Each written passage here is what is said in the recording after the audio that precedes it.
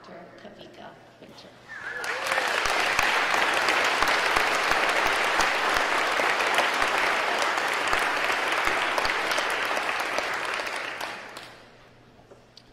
Aloha mai kako.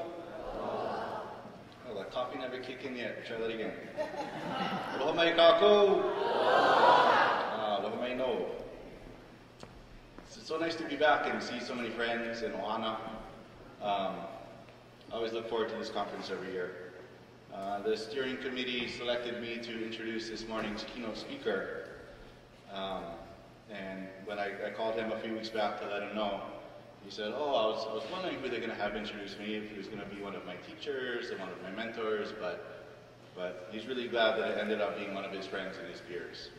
And one of the best things about having your friend come up and introduce you is you can tell some really good stories. Remember Kakulua? But I'm not going to tell that story to you guys. No, I've known Kamana for about 15 years. He's been a ho'aloha, a ho'aina. We've shared experiences in the lo'i, time with Anakala Erika and Ana.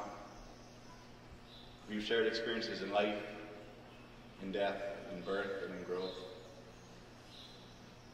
So it's a great honor for me to introduce our speaker this morning.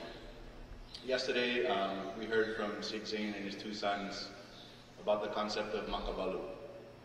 And again, for those of you who might not remember, makabalu literally means 8 eyes, but metaphorically means a multiple perspective on things that you're trying to understand. And one of the things about Kamana is he has that ike makabalu, he has that experience of looking at things from multiple angles to really understand the breadth and the depth of the issue. Part of his scholarship has resulted in a book, No Mako Kamana, that has been recognized for the new perspective that it took in looking at the history of Hawaiian governance and resource management. It was recognized through an award, the Samuel M. Kamakau Award, put out by the Hawaii Book Publishers Association earlier this year for his contribution to scholarship. But his Ike Makabalu, his multiple perspectives on issues, not only is in his scholarship, but his career as well. You know, we're not that old, but he's already worked in the private sector with Kamehameha Schools as a director of Aina-based education. He has moved on to academia and been a professor at the University of Hawaii at Manoa in Hui Aina Momona. He has extensive leadership experience. He was a director, probably continues to be, at Stanford University's First Nation Futures Program. His experience in public service, he sits on the Water Commission. And also he's a musician and a composer, and the keeper and creator of mele that sing about aloha for this aina. But probably the thing that I respect most about Kamana is his ability to always hold on to the aloha and never lose sight of that. Several years back, after actually he finished up his undergraduate degree, he moved back to Hilo because he wanted to spend some time with his tutu, Nona Beamer. Some of you may know that Kamana is the only lineal grandchild of Nona Beamer.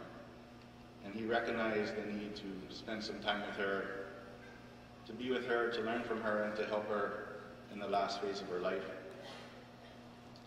And during that time, as he was over here in Hilo taking care of her, and one morning, you know, she was a really busy lady. If anybody knew Tutu Nona Beamer, she was past retirement. She always had things she was juggling, meetings to go to, people to see, you know, things like that, nonstop with her. And then Kamana would help drive her here, drive her there, and one morning he had to take her to some doctor's appointments and driving, and always kind of holding space for when he would have some actual time with his tutu. And then so all the doctor's appointments, and they went to go get one pound laulau somewhere in Hilo, and went over to Moko Ala to eat a little bit. And Kamana thought to himself, okay, now I can have the time with my tutu that I really want. So they sat down and started to eat, the two of them at the table, and then there's this kind of scraggly looking guy in the corner. Looked like he's living in the park or I don't know what. And his tutu invited that guy to come eat with them. And of course, as Buddha says, expectation is the root of all disappointment. Kamana was disappointed because this was his time to be with his tutu. But the lesson in that is you always hold aloha. Even though this is a complete stranger, looks kind of scraggly, Tutu invited him over to eat with them because he clearly didn't have enough food to eat. And that's how you hold on to aloha. And as I've watched from afar on Kauai and Haiana, and I've seen the issues that Kamana has been wrestling with, I've always been impressed by how you've always held the aloha and always maintained that. You've been an inspiration to me, you've been an inspiration to your students, and I'm sure it'll be an inspiration to all of you. So without further ado, I'd like to introduce the son of Topono Beamer, the grandson of Nona Beamer, Dr. Kamana Beamer.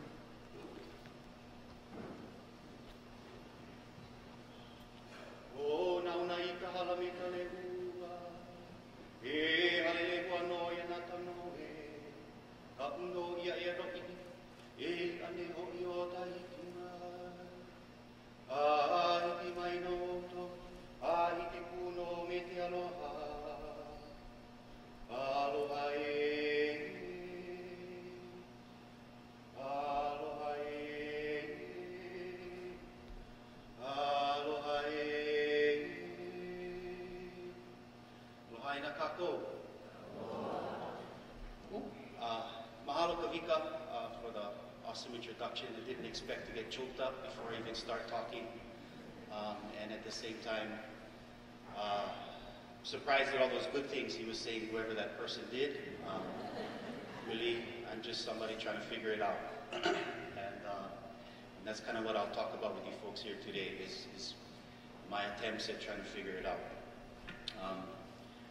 On the way over here, you know, I was driving, obviously from Waimea, and I couldn't help but, you know, I'm reflecting on my talk. I'm thinking about addressing you folks and the incredible work that's been done at this conservation conference and in the field of conservation in Hawaii over the last 15 years. The way in which you folks have been able to embrace diversity and perspectives and include Ike Hawaii as a prominent part of this work is really something that I truly respect and hope to model in my own work. At the same time, as I was driving, for some reason I remembered back when I was about 6 years old, and I was with my great-grandparents, Francis Kieli Nohopono Beamer, my great-grandmother Louise Leo Malama, Walker Beamer, and my tutu, Nona Kapua Ilohia Manono Kalani Nishe Beamer. And we were coming home. We flew from Oahu, landed in Hilo, and my great-grandfather decided that day he was going to buy one truck. So we're all surprised. We drive across the street to that Ford dealership in Hilo, and he brought this brand new Ford. I think only had F-150s back in those days, but it was bright red, and we jumped in this brand new truck, and we drove back to Ohana's ranch in Waimea. And I remember, you know, I don't think they had too many laws back then because I'm sitting on my tutu's lap, right? We're all crunched in the front of the cab, and it was just such a beautiful drive. And I remember being a young boy, I was trying to arm wrestle with the wind. I thought, yeah, I'm gonna come real strong. I'm gonna put my arm out the window because I'm sitting on tutu's lap and I'm arm wrestling the wind. And I was thinking about that, and in a way, a lot of the work we do is wrestling with things that are difficult to tangibly defeat. A lot of the work that we do is wrestling with these things that are going to be constants in our lives and in the work in the field of conservation. So that's really what I'll talk about today, is that idea, and it boils down to kuleana. And the way I think about kuleana is the things we've inherited and what we can do with them. So what have we inherited here in Hawaii? We've inherited this incredibly rich and yet degraded natural systems of our islands, right? We're the most, in some perspectives, the most remote islands in the world. home to many organisms, 101,000 marine species, 47 freshwater species, 68 plus wildlife species, and over 1,400 plant species. And at the same time, we've also inherited that degradation, that idea that in the midst of this uniqueness, incredible biodiversity, and endemic species, only here in Hawaii, we've lost perhaps over 1,000 of those species just in the last 200 years. We've also inherited this incredible island, this incredible aina, Moko Keawe, Hawaii Nui Ko'uli, and we've come to understand now what we're inheriting is that it's really can be a model for the world. Presently, I'm the president and CEO of the Kohala Center, and a lot of the work that we do is engaging with Hawaii Island to solve issues around food self-reliance, energy self-reliance, and ecosystems health. And really seeing our island as a teacher that we learned from some of our kupuna here on this island has been integral for the success of our work. But these are all things we've inherited. And I should also say, I'm not going to speak to you on behalf of the Kohala Center today. I'm so divorcing myself from that role. Anything I say here today does not reflect the Kohala Center. And in fact, I'm speaking to you really as a father, as a farmer, as someone that cares incredibly about the future of our islands, ecosystems, and communities. So my mana'o really reflects my own beliefs too. So we've inherited Hawaii as a model for the world, beautiful, incredible, and a teacher. Oh, too fast. Hey, go back. I think it's the size of the slide it's holding up on me. There we go. We've also inherited this incredibly rich cultural landscape and system. The uniqueness of our ahupua'a, the system that managed and helped to provide resources for a population larger than we have today, by the bounties of this aina, with essentially no imports coming in, are all things we've inherited. This incredibly rich diversity of ahupua'a that range all around our islands, over 900 ahupua'a on Hawaii Island alone. In my mind, the foundation and keys towards sustainability, because this system was so productive and worked so well, we actually have a chance to learn from it and to build off of it. And in a lot of the work that I do, I can't believe, on one hand, it's almost unacceptable that we fed more people in this system with rope made from the forest and tools made out of stone than we do with all the so-called modern tools and technologies that we have today.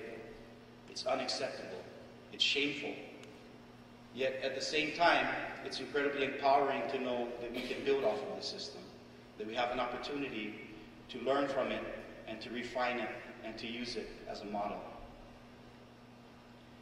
We've also inherited here in Hawaii this incredible system of aloha aina, this concept that really, in my mind, forms early on in some of the earliest perspectives of the creations of our lands and relationships between Kanaka and Aina. And here's one of them in the Kumuhunua genealogy, printed by Samuel Kamakau in 1842. This genealogy, like many of them, reflect a fundamental way of viewing and being in the world that's Hawaiian, a Native Hawaiian perspective on the origin of people and place. And it gets us really at the heart of this idea. It's not something that I realized until in the last 2 years. When I went back and I was reading through Samuel Kamakau and David Malo, and I was looking at how they classified regions and places. And they make this really clear distinction. There's he moku kahi inua, he aina kahi inua. So one is a name, there's a name that's called moku, and there's a name that's called aina. They're not the same. And the basic difference is makanoho ana akanaka he aina. Because the people live on the land, it's called aina. So it's truly, anytime we use that word aina, there's a connection of people and place. People and aina. That's what that word means. And also we know it means that which feeds us.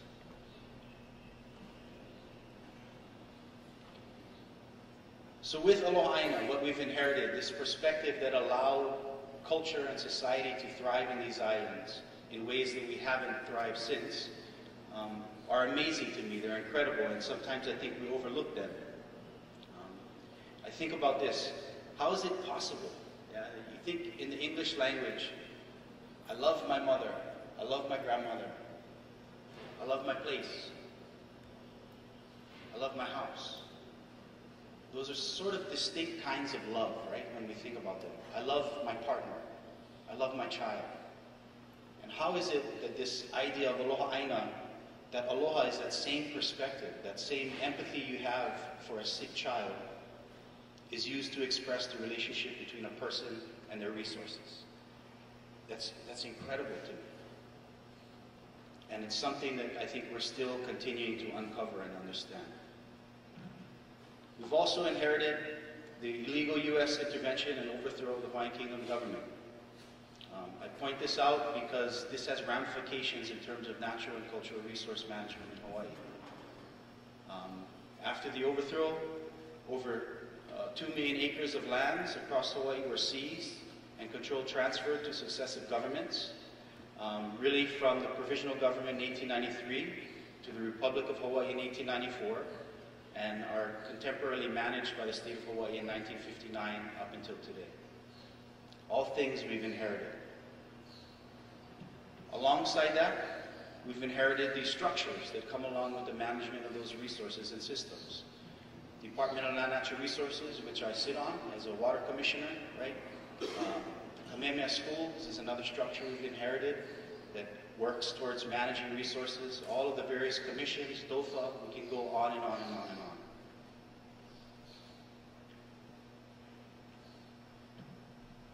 So this is the view from my house. This is what I look at on a beautiful, clear day in Waimea. Usually when the trades are fairly light, because when the trades pick up, the ohu and the mist comes in and Mauna Kea is kind of shrouded in mystery. But this is what I see on a clear day from my house. My family has written songs and chants about this mauna.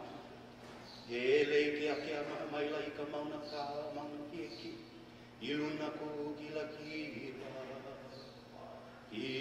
kila no luna ikea. And I look upon this mauna and I cannot help but see my grandmother.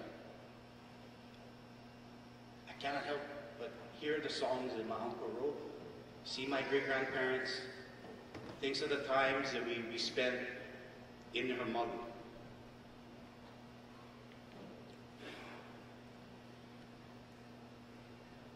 And just by looking upon this mauna and all the issues that we have around it, the point I want to make today is that the structures that we have, I'm not sure if they're able to address and deal with these complex issues that I brought up. All the things we've inherited. I didn't create them. Bill Tam didn't create them. Aloha Bill. Governor Ige didn't create them. We've all inherited them. So, if I step back and I try to use my academic mind for a second, and I think, what are the limitations on the governor of Hawaii?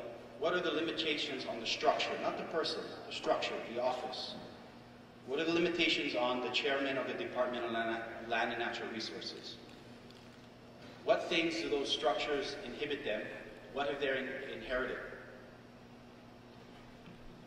And when I think from that academic perspective, it is hard. It would be difficult for a governor to recognize the illegal occupation of Hawaii. It's difficult for the chair of the Department of Land and Natural Resources to entertain those arguments as well, right? Structurally, it's almost impossible. And at the same time, it's almost as impossible to be one of these Kanaka, educated from a very young age, to understand the historical injustices of our islands, to understand that not only one U.S. president, but two presidents, Grover Cleveland and Bill Clinton said there was an illegal overthrow that was an act of war. It's hard for them to understand that they shouldn't be able to make these arguments in addressing our natural and cultural resources. It's hard to, I would imagine, almost impossible for them to sit back and say, okay, well, the state is going to do its thing on our island. All things we've inherited.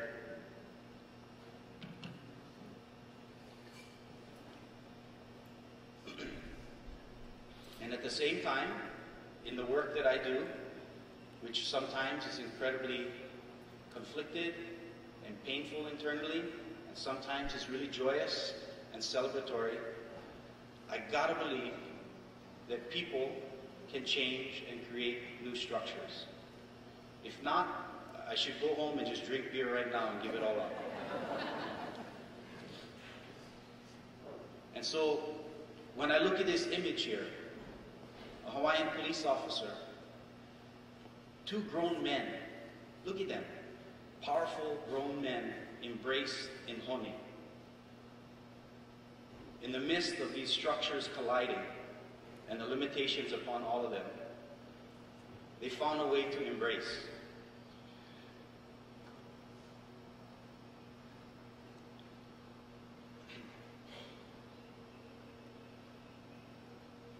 And so, when I was thinking of how to address you folks and knowing the complexities of dealing with land issues and management, we all inherit these structures. We can't get away from them. Even if we ignore them and we want to pretend they don't exist, they're going to continue to flare up.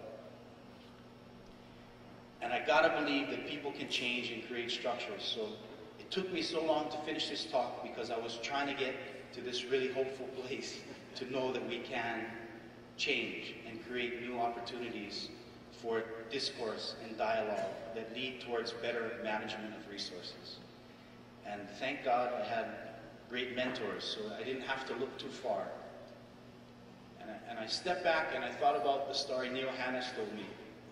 Uncle Neil graduated from Stanford, came home, picked up by Kamehameha schools very early on, and his very first mission that he was sent off to do, and I'm almost quoting him verbatim in a story he told me, he was told by a trustee, hey Neil, you gotta go out, tell all our people why putting a Camp Med at Makalavena is gonna help all of us.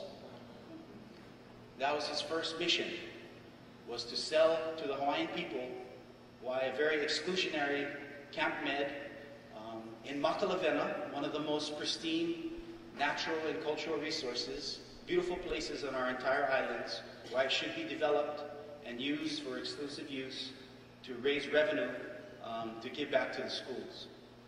That's what Neil walked into. And he told me of the numerous times he had to go out into the community and essentially catch spears. And he caught spears and it hurt him internally, and he went back and he kept working to change the structure. And eventually, over time, he found himself in a place of leadership, and that's exactly what he did. He created the Land Assets Division. He rethought the way that Kamehameha schools utilized their natural and cultural resources, not solely for economic gain, but for educational use, for cultural use and preservation. And then he built an entire division. He mentored incredible people like Ulalia Woodside, who's here today, and one of the people responsible for our conference. He hired Kael Dwart, who now has a senior leadership position at Kamehameha Schools. He found talent, and he even hired a crazy young guy like me and gave me some experience as well. But in the midst of the change that he was creating in that one organization and institution, he not only changed Kamehameha forever, okay, but he also, that ripple of change filtered out into the broader Hawaii, and I think many of us are experiencing that today. A lot of the Aina Ulu programs that we have here on Hawaii Island, I think, are there largely because of Neil's and others' leadership. I thought about Peter Vatuzik, another man that changed structure and the way we view and see our island. One of the most brilliant scientists in the world, and what did Peter do? He changed the way science interacts with Hawaii Island. He changed the way that even me, as a Kanaka, as someone born, raised, and bred in these islands, think about our opportunities, our potential, the resources around us. Peter really changed all of that. And he changed the way we value place and research on Hawaii Island. I think prior to Peter's incredible, thoughtful work, where I saw him do a presentation, he said, look, you thought Galapagos was amazing? You thought Darwin found incredible stuff there? Come to Hawaii Island. If Darwin would have came here, he would have had a heart attack. It's that much more incredible. And I never knew that. I never thought that way about our islands. It wasn't until Peter changed the structure, changed the way we thought about things, opened it up to new opportunities and possibilities, that now we see the changes in science and our values of Hawaii Island taking place. And I also thought about a community group. Auntie Yvonne, Uncle Kilky Carter, right? Working in a small, remote dryland forest. And I heard the stories early on. The thoughts were, hey, the dryland forest isn't even worth our time. Focus up Mauka, go in the wetlands where we can still preserve some biodiversity. And some people said, nah, we'll go try. Chance them, we can. And sure enough, 15, 20 years later, we see hundreds of keiki going into that forest. We see it rejuvenating. We see the kawila trees that have been there for 1,000 years, right alongside young Kanaka youth. Amazing.